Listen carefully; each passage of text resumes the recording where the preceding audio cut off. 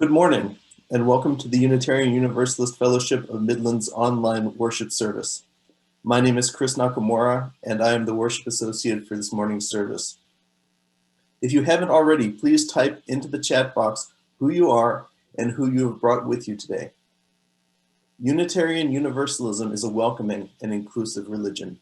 It encourages us to keep open hearts and minds because our own experience, conscience, and reason are the final authorities in religion. It affirms the inherent worth and dignity of every person and that we're all connected to each other and the earth. If you are visiting us today, a special welcome to you. We appreciate you spending some of your Sunday morning with us. If you have any questions, please let us know in the chat box, by phone, or through our Facebook page. If you've been attending for some time and have come to feel that this is your spiritual home and you are considering becoming a member of the fellowship, please contact our minister, Reverend Eric Severson, or a member of the welcome team, or let us know of your interest in the chat box. If you have a chalice or candle at home and would like to join in our chalice lighting remotely, now would be a good time to get that ready. We will be including joys and sorrows this morning, as we normally do during the service. You will want to find the participant icon to raise your hand for that. And we will move on now to announcements. You will see them on your screen.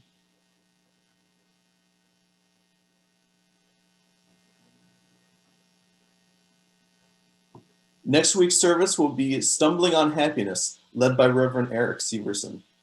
We human beings are not as successful at predicting our future happiness as we might think.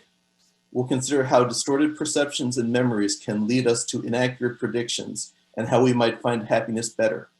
Based on the book by Daniel Gilbert, this service will be led by our minister, Reverend Eric Severson. The fellowship is excited to announce Shana Barth has accepted a position as UUFOM's online RE coordinator. She will be working with Reverend Eric and the RE team in a limited online capacity to sustain virtual RE activities while we are in transition. She will be co-moderating our UUFOM Parent Circle Facebook group along with fellowship member Lisa Janetsky. RE Zoom sessions will resume on Sunday, January 31st at 1 p.m. More information will be available in the coming weeks. Exploring Unitarian Universalism is a pilot project developed by the engagement team. There are 5 virtual workshop sessions. Each session is limited to 10 participants. You may attend any number of sessions. Registration is on a first-come, first-served basis. Registration and further information can be found in our weekly newsletter and on our website and our Facebook Friends group. Watch your email for more announcements in our Candle Flame newsletter. During the winter months, the newsletter will be circulated on Fridays. If you wish to submit an article, please email to Wendy Altmeyer at office@uufom.org by Wednesday at 5 p.m. to have it included in the upcoming issue.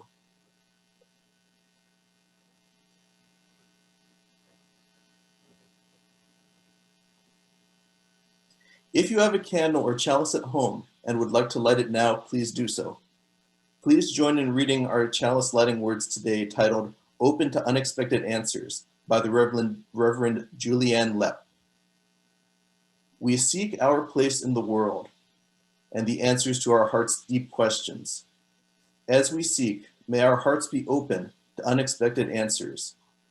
May the light of our chalice remind us that this is a community of warmth, of wisdom, and welcoming of multiple truths.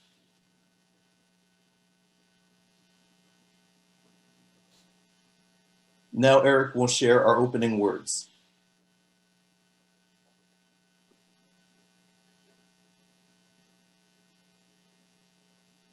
Thank you, Chris. Our opening words today are titled The Great Teachers in Life by Jason Cook. We seekers are on a quest to discover truth and meaning. Sometimes we think we've found it. Wrapped up, glimmering with newness, straight off the intellectual assembly line. All the answers right here before us, for us and others if they'd listen. But truth has a way of coming in disguise, sometimes wearing rags and sometimes finery, but so often cloaked from our immediate sight. And sometimes that which we have rejected, that which we have let go of or decided was only for others, but not for us, can be our teacher.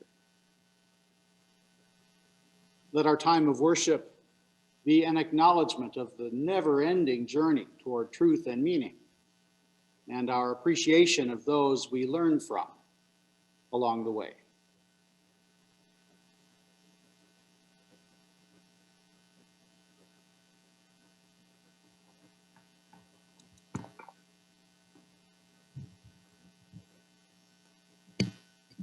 Thank you, Eric.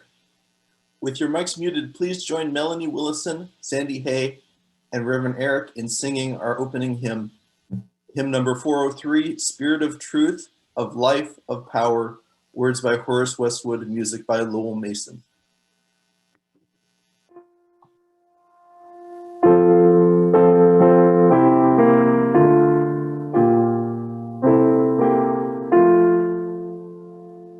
Spirit of truth, of life, of power, we bring ourselves as gifts to thee.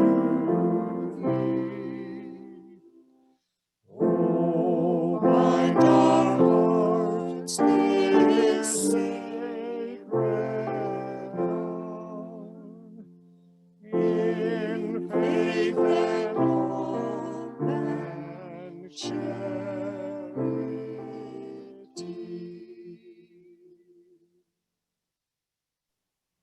I invite you now to enter into a time of reflection, meditation, or prayer. Today's meditation will come across more as a time for all ages story. It's called Not What You Believe. It's Not What You Believe, But How, by the Reverend Gary Kowalski. Babies don't believe anything. Babies aren't born Buddhists or Baptists or believers of any sort. But soon after we arrive in the world, we start to gather ideas. We pick up beliefs and ideas about people and animals and families. We collect ideas about stars and comets and how it all got started. We accumulate beliefs about good and bad, right and wrong, what's healthy and unhealthy, and what is important in life. All these beliefs which we get from our parents and playmates, from the TV and from Sunday school, go into our belief bag. Now, most religions define themselves by what they believe, or what's inside the bag. Christians, for instance, believe in Jesus. Muslims believe in Allah and the Prophet Muhammad. Buddhists believe in the Four Noble Truths. But Unitarian Universalists don't have just one set of beliefs. What makes us different is the way that we Unitarian Universalists carry our beliefs, because there are different ways of holding your belief bag. For example, some people hold their bag like this. They clutch it close and make sure the top is tightly sealed because they don't want their beliefs exposed to any new ideas that could threaten what's inside. And because their bag is all closed up, we call these people closed-minded. On the other hand, some people are just the opposite. They don't pay much attention at all to what goes into their bag. One idea is as good as another, and if other folks believe it, or if they read it on the internet, or heard it on the talk radio, then it must be true. Because they carry their bag in such a sloppy manner, we call these people sloppy thinkers. And then there are people who carry their bags like this, like a club they use to hit other people. What's inside their bag may sound very nice and sweet. For instance, I believe in peace and kindness and the golden rule. but they use their bag like a weapon. You don't believe in peace? Why, you nasty person, shame on you. But those of us in Unitarian Universalism, those are none of the ways we are as Unitarian Universalists. Instead, we carry our bags like this. We carry them with the top open so that new ideas and experiences can get inside, and old beliefs can be tossed aside if needed.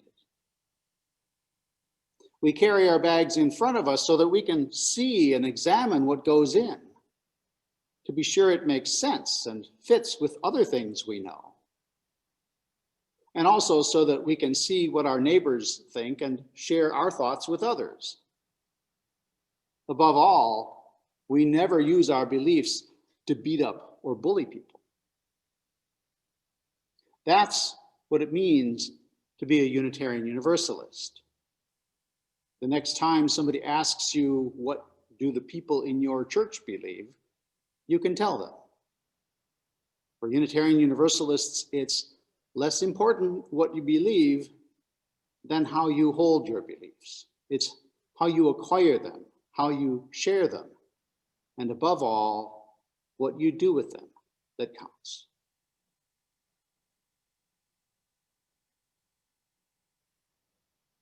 And now to our real story, Time for All Ages story. It's about the fourth principle by Erica Hewitt. So I invite families and adults to raise their hands to interact when I pose questions.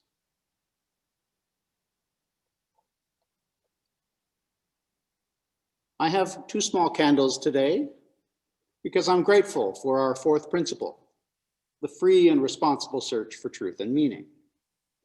One kid's version of this principle is, we search for what is true. Freedom and responsibility are 2 big thoughts. Let's talk first about freedom. What does freedom mean in our religion? Who would like to answer? What does freedom mean in our religion?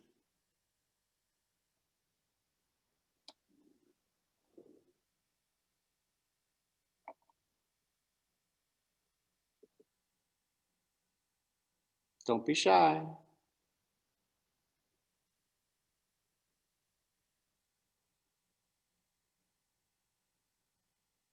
Any adults? Oh, there you go.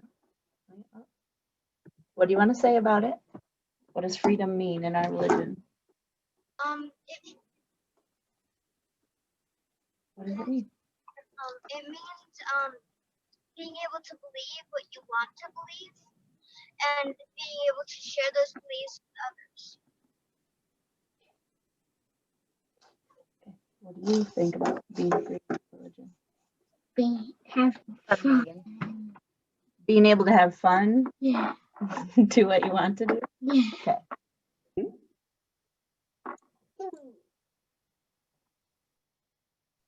Suzanne also shared. Let's see, where is it here? Free to believe what we want. Glenn shared wonderful thoughts about our beliefs. Well, thank you. So what about responsibility? What does that mean to you?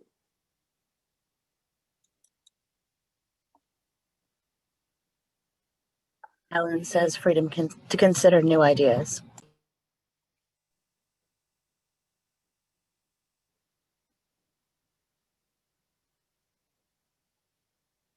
Anyone else? What does it mean to be responsible?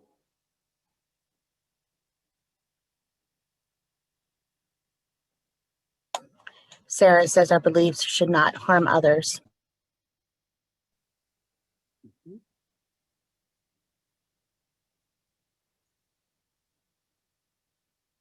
Shannon?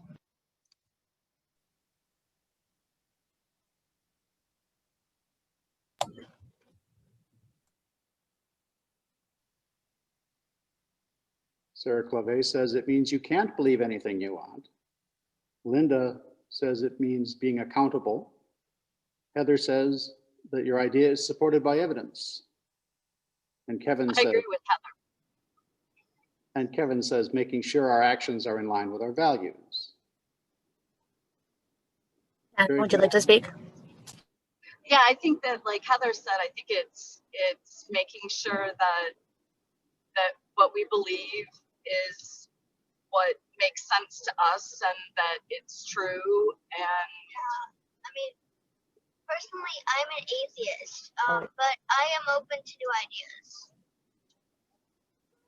Fantastic. Ready? Taking care of the earth. Liam? Taking care of the earth. That's being responsible, taking care of the earth is part of our religion, and that's being responsible. Good. Marcia and Scott say letting go of ideas that are proven wrong.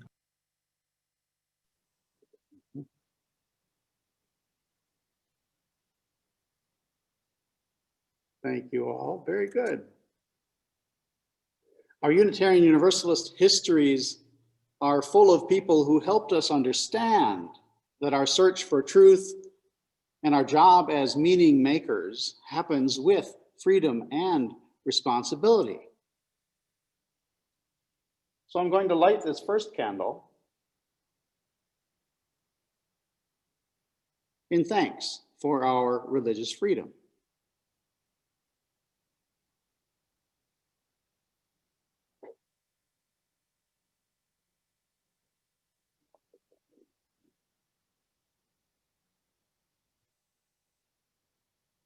And I'm going to light this second candle.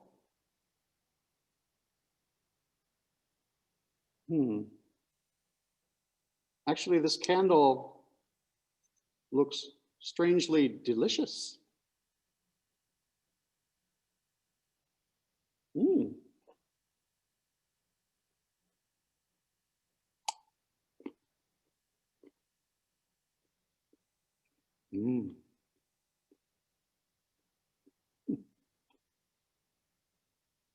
think I'll save the rest for later.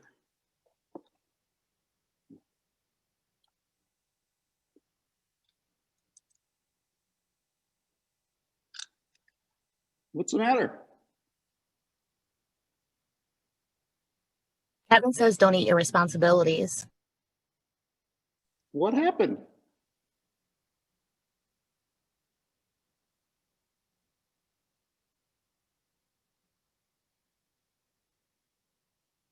You think I just ate a candle?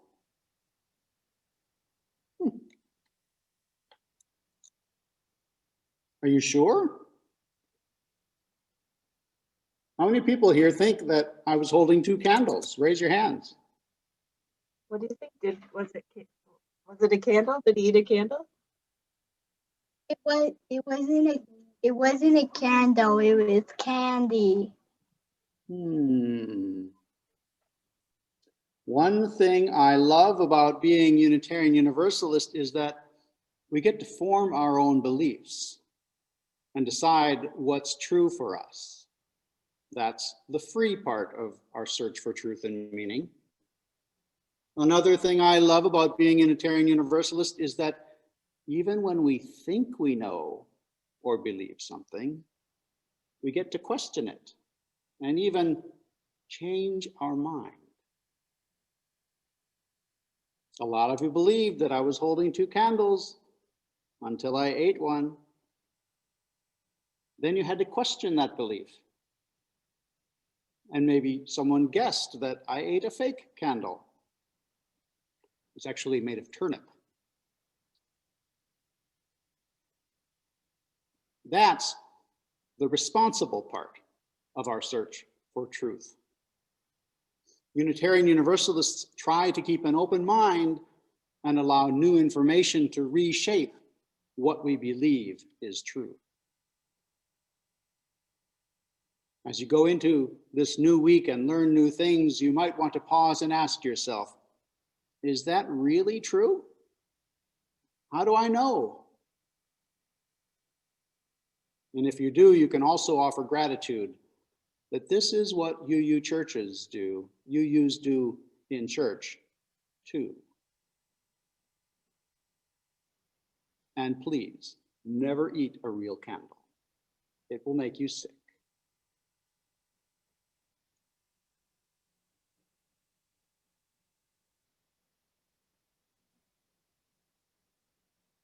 Thank you, Eric.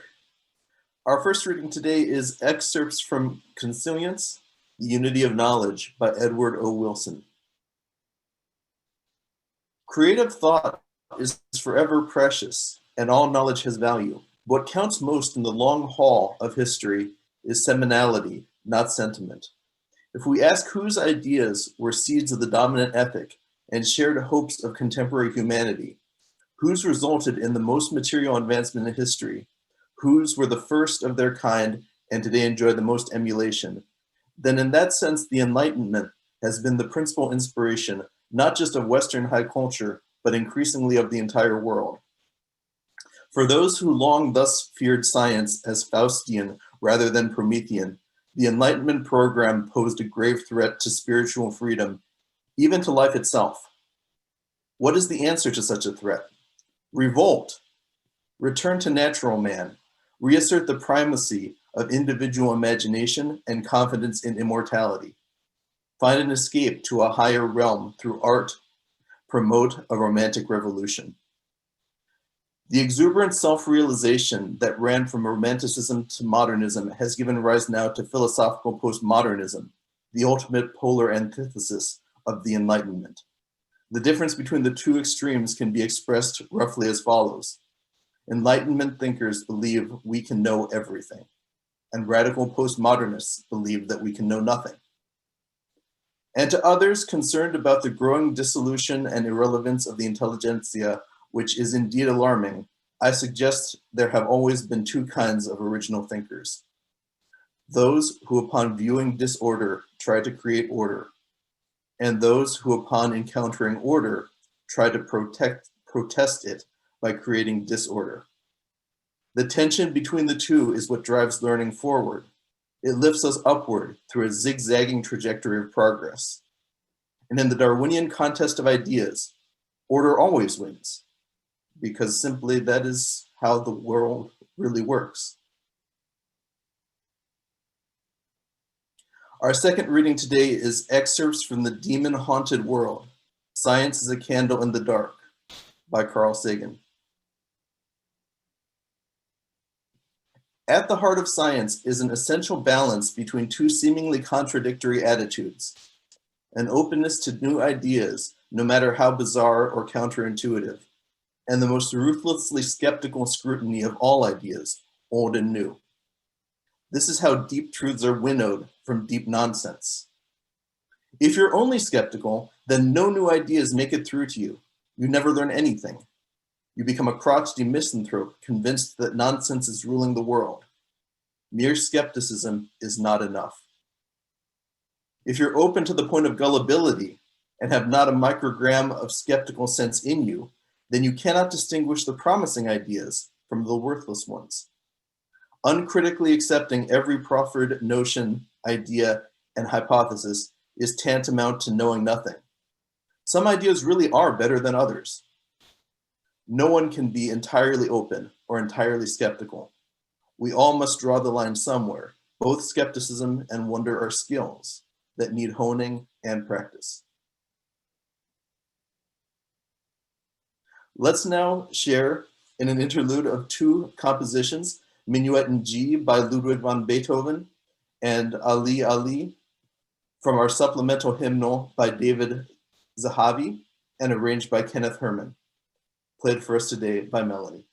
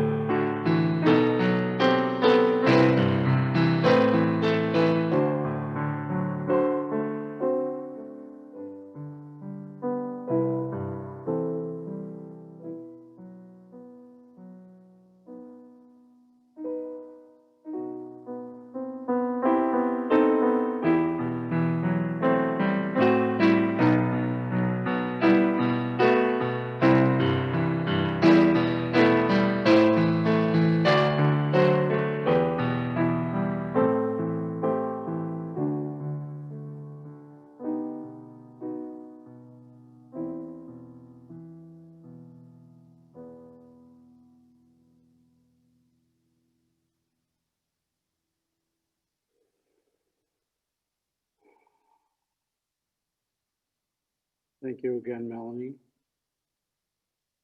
Masterful as always.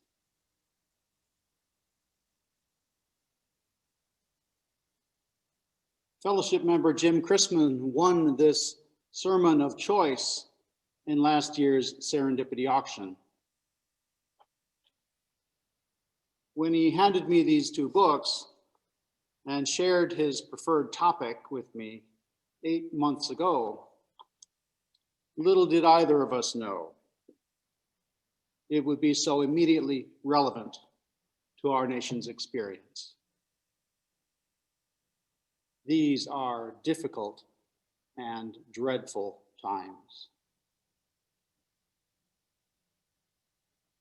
4,000 people in the United States are dying every day now from the coronavirus pandemic. That's 10% of the population of Midland every day. Global warming and systemic racism continue unabated. The concentration of wealth continues to grow in the hands of the powerful 1%. And domestic terrorists waged what has been called the most predictable assault on our nation's capital this past week. These, combined with ongoing constitutional crises, have put our democratic republic in perhaps the worst peril it has faced in centuries. These are difficult and dreadful times.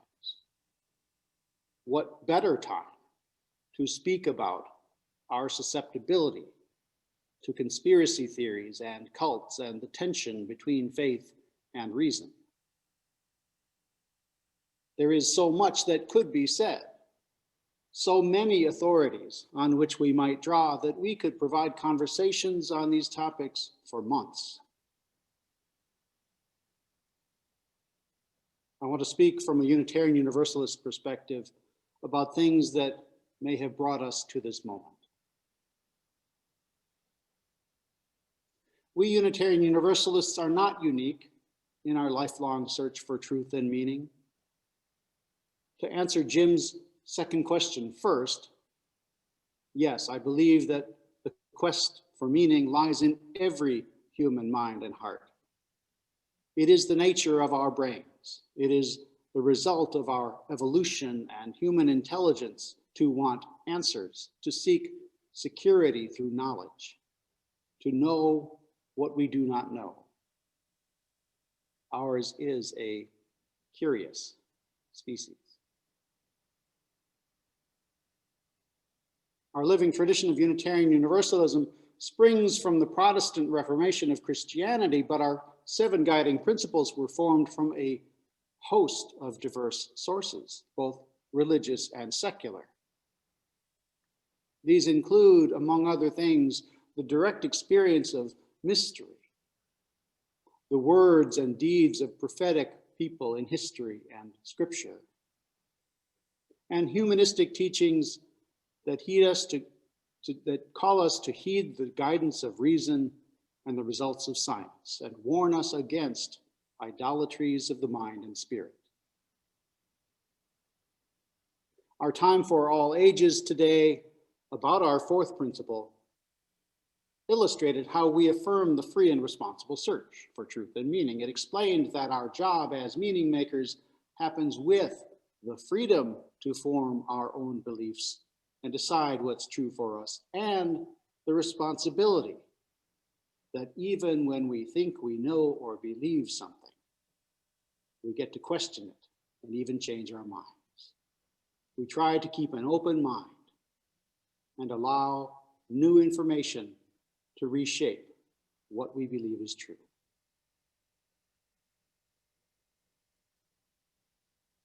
In an attempt to approach solutions to the monumental problems we face, I will draw on various authorities who speak about different aspects of cults, conspiracy theories, faith, and reason.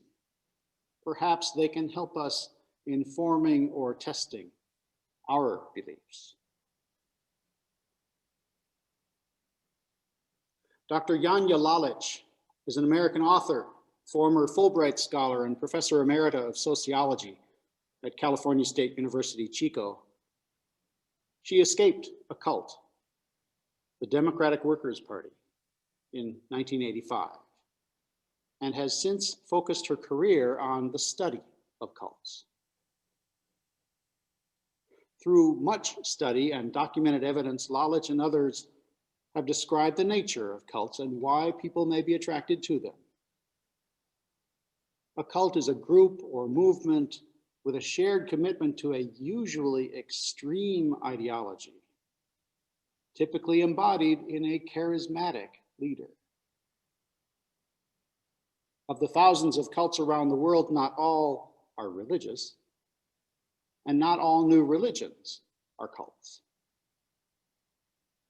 Most cults share some basic characteristics and requirements: a strict hierarchy, claims to answer life's biggest questions, a high level of commitment from members and systems of control to keep members obedient, and little to no tolerance for disagreement or external scrutiny. Leaders tend to be authoritarian and narcissistic. Indoctrination often includes coercion, guilt, shame, and fear. Cults deny basic freedoms of thought, speech, and association, and discourage critical thinking, stunting psychological and emotional growth. Cognitive dissonance keeps people trapped. Peer pressure makes it hard to express doubts when others are modeling absolute faith. Unlike mainstream religions, cults isolate their members from others.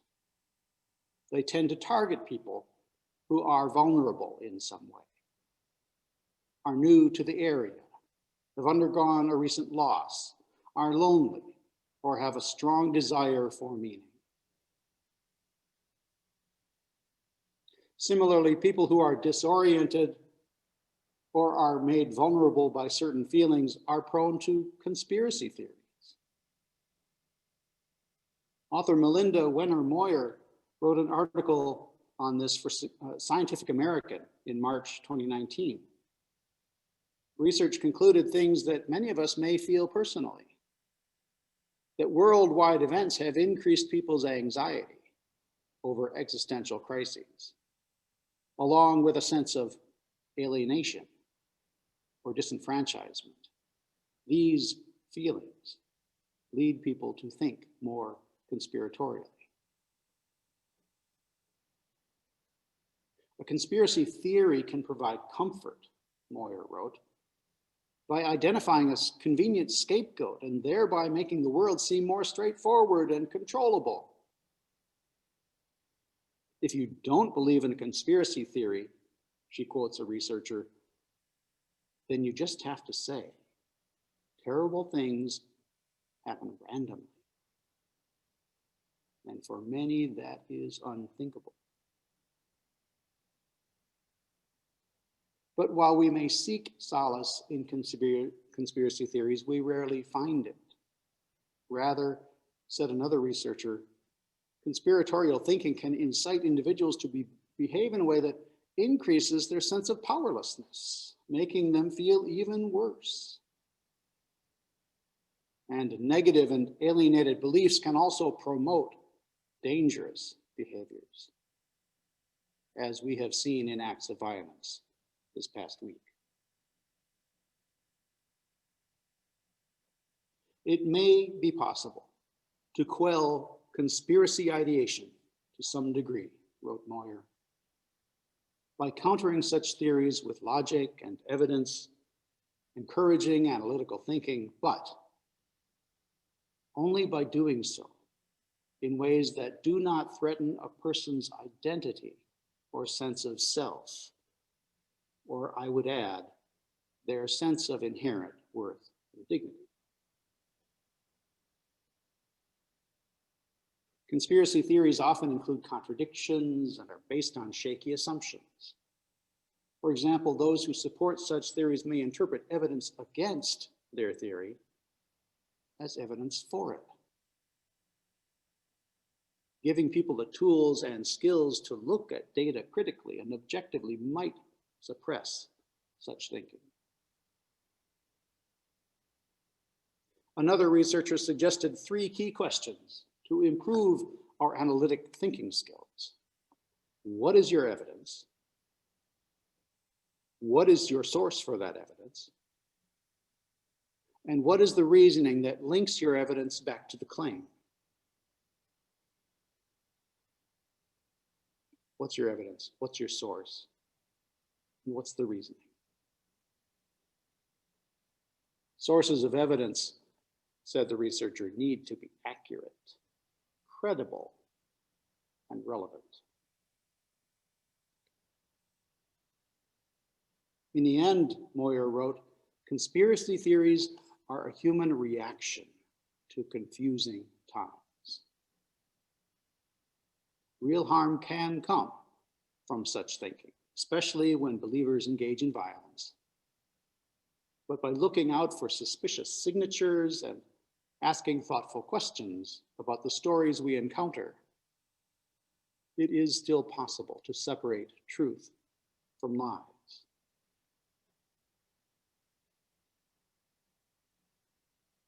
Now on to matters of faith. Faith has been variously defined by dictionaries as confidence or trust in a person, thing, or concept. In Hebrew scriptures as the substance of things hoped for, the evidence of things not seen, and by skeptics of religion and others as belief without evidence. Jim's first question to me was whether non-rational items of faith prime our minds to accept nonsensical ideas outside of religion. In trying to answer this, I'm going to draw from American theologian Dr. James Fowler. His book of many years ago, Stages of Faith, outlines how people's belief systems tend to develop over time. I don't have time today to run through all 6 stages, but my interpretation of people who belong to cults and believe in conspiracies is that they may have had their faith development stunted or stuck somewhere in the early stages, 2 or 3, which may have contributed to their vulnerability. Maybe you recognize aspects of these stages in your own life or the lives of others you know. Stage 2 is when people anthropomorphize deities and misunderstand metaphors and symbolic language or take them literally, such as reading scriptures literally. Stage 3 is when people conform to authority and ignore any conflicts with their beliefs because they fear being inconsistent. I'm not sure there's a remedy for this stuckness. But if people never get around to careful analysis, asking the type of questions I mentioned earlier, separating truth from untruth, they may never get to the later stages, which involve angst and struggle, internal struggle.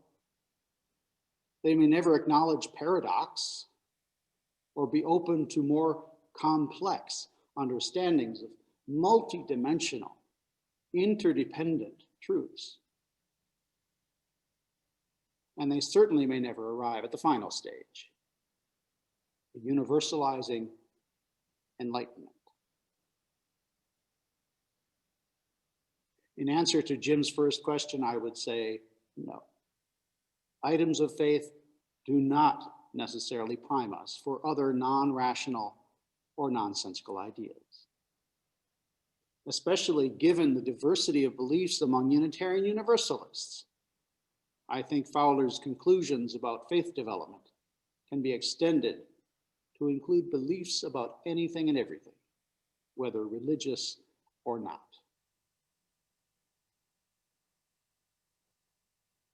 On matters of reason, I turn to today's readings. First, to American icon, astrophysicist, author, and poet, Dr. Carl Sagan.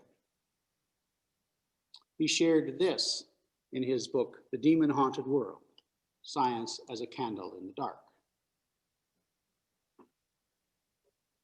At the heart of science is an essential balance between two seemingly contradictory attitudes: an openness to new ideas and the most ruthless, skeptical scrutiny of all ideas. Exercising this balance is how deep truths are winnowed from deep nonsense, he wrote. The balance is necessary, he said, because skepticism alone will turn us into crotchety misanthropes, convinced that nonsense is ruling the world. And because uncritically accepting every preferred notion, idea, and a hypothesis is tantamount to knowing nothing. He valued both skepticism and wonder, which he considered necessary skills that need honing and practice. Sagan also offered a list of several tools for skeptical thinking, if anyone is interested in looking those up. Our second reading by American biologist, naturalist, and Pulitzer Prize-winning writer, Dr. Edward O. Wilson. He's nicknamed the Darwin of the 21st century.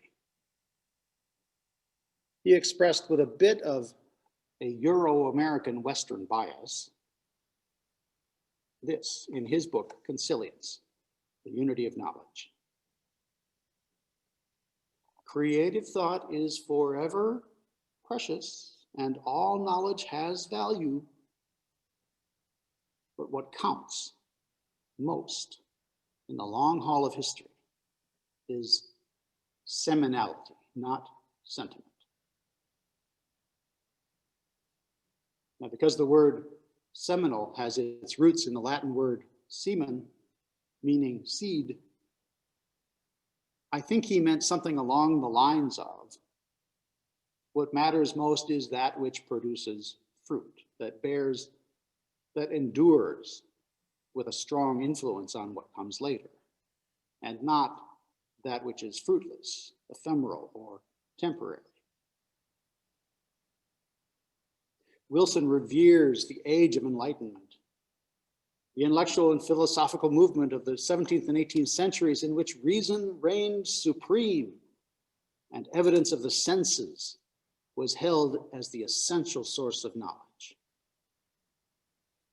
These concepts that arose from the Enlightenment, wrote Wilson, are the ones most emulated today in Western culture and the world. They gave rise to the greatest material advancement in history, to the beginnings of our dominant ethic, and to the shared hopes of contemporary humanity. The postmodernism of today, he wrote, is the antithesis of the Enlightenment.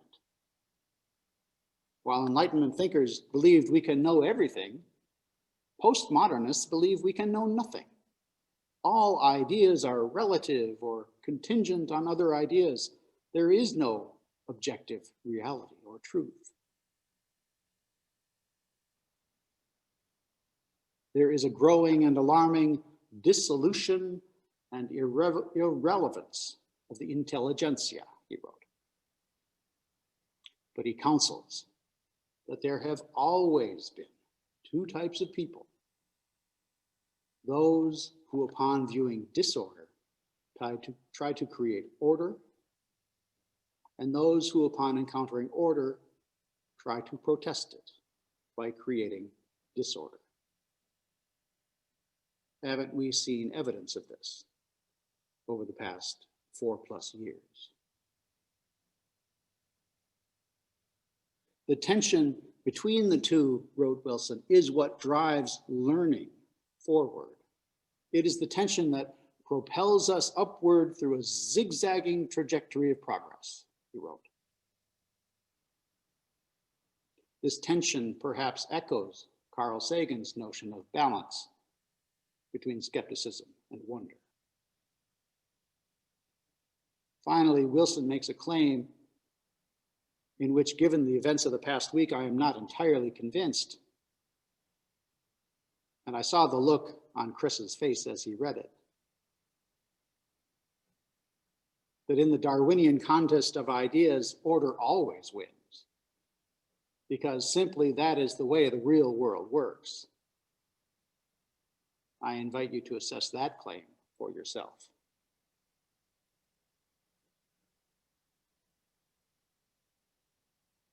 As we face our most immediate history, the assault on democracy this past week, there are many who are calling for and normalizing the expectation of full accountability and courageous action. They include leaders of our Unitarian Universalist Association.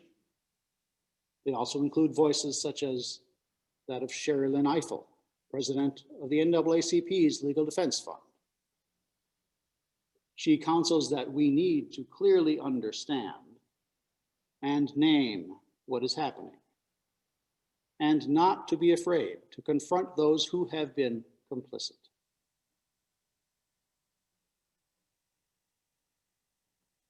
And finally, I offer this. Yale University history professor, Dr. Timothy Snyder, wrote a prescient little book in 2017 titled On Tyranny, 20 Lessons from the 20th Century.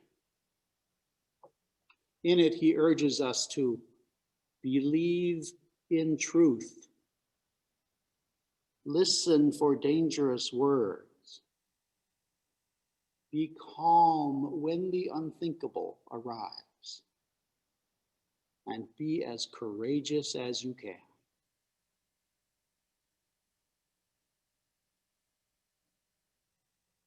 Despite the ongoing tension between order and chaos, let us not despair.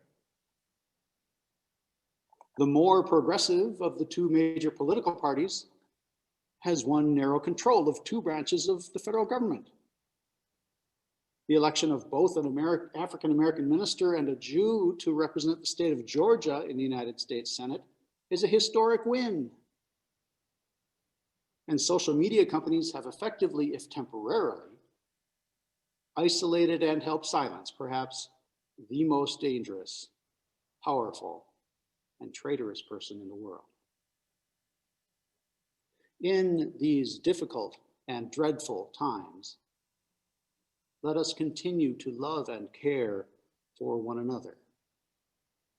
On our never-ending quest to discover truth and meaning, let us appreciate those we learn from along the way.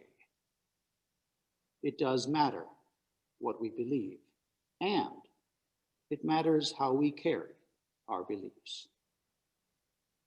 Let us continue to hold our bags of beliefs open to unexpected answers, mindful of the ideas we acquire and keep, and those we reject.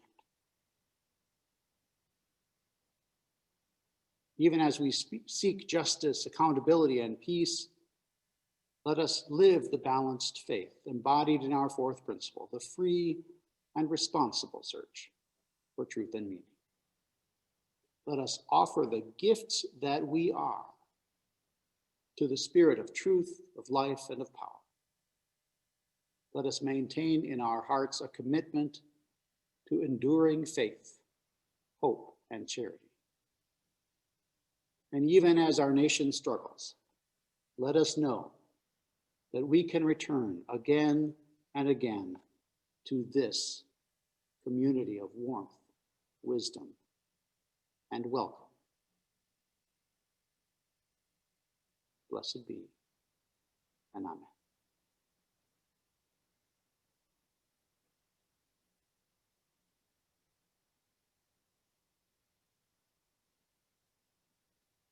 Amen. We affirm the work of this fellowship and its mission through our financial contributions. We continue to rely on you paying your pledges and providing what you would otherwise drop in the collection plate. While our in-person activities may be suspended, our staff continue working hard to provide the services we need. They and the bills need to be paid. Please give as generously as you can, and may what you give bring you joy. Please take this time to write a check if you wish and mail it to the fellowship at 6220 Jefferson Avenue, Midland, Michigan, 48640. To donate online, please stay after the service for instructions.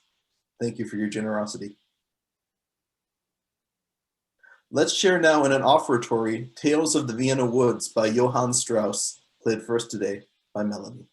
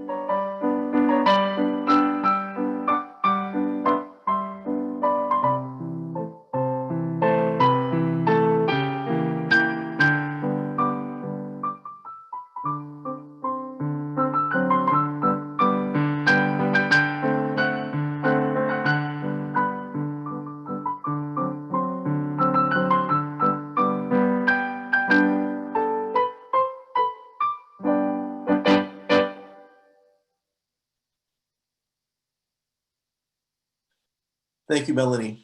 Now with your mics muted, please join Melanie in singing our closing hymn, Knowledge They Say. Words by Arthur Noyce, music by Cyril V. Taylor.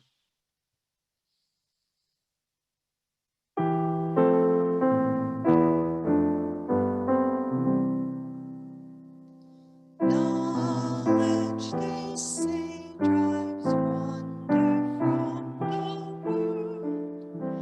They say it's still through all the dusts ablaze, with marvels at their feet, while Newton's laws foretell that knowledge one day shall be so.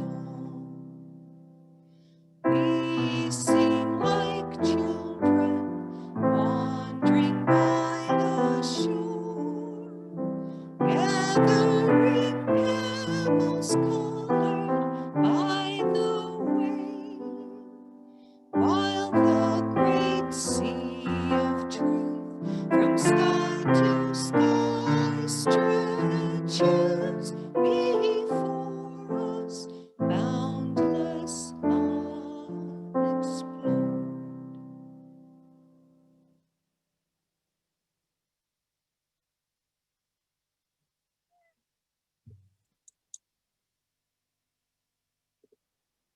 Thank you again, Melanie. Our closing words today are by my ministerial internship supervisor, the Reverend Dr. Michael A. Schuler. Cherish your doubts, for doubt is the servant of truth. Question your convictions, for beliefs too tightly held strangle the mind and its natural wisdom. Suspect all certitudes, for the world whirls on, nothing abides. Yet in our inner rooms full of doubt, inquiry, and suspicion, let there be a corner reserved for trust. For without trust, there is no space for communities to gather or for friendships to be forged. Indeed, this is the small corner where we connect and reconnect with each other.